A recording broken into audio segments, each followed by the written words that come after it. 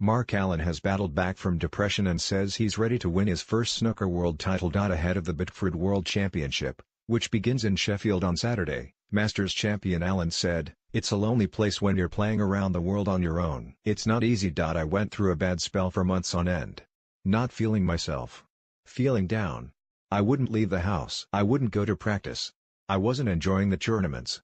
The Antrim man, whose childhood heroes were Alex Higgins and Dennis Taylor, sought help from a psychologist in 2011 and has since reaped the rewards. "I felt like I could speak more openly to a stranger. After only a few sessions I started to feel much better.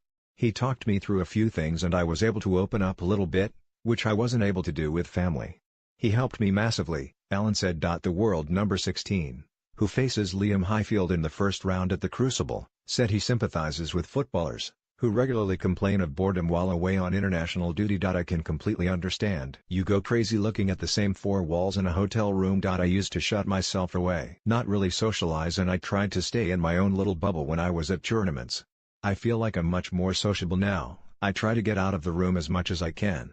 Go for dinner with the boys and go for practice. It wasn't that I didn't like people. It was a matter of trying to shut myself off and stay in my own zone. It probably wasn't the best idea," said the 32-year-old. Often perceived as fiery, Allen has had his fair share of bust-ups with snooker supremo Barry Hearn.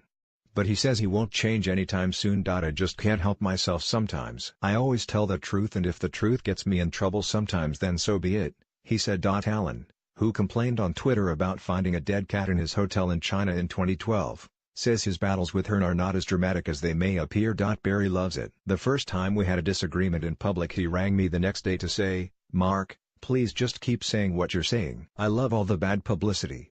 I said, 'Barry, I'll say whatever you want me to say as long as you pay my fines.' He said, 'I can't go that far, but just keep doing what you're doing. I love it.'" And Allen, who reached the semi-finals in 2009, is hoping to be there at the business end in Sheffield. "I've only ever played 15 of the 17 days, so I'd like to put that right. It's a long grueling 17 days, but someone's got to get there, and hopefully it'll be me."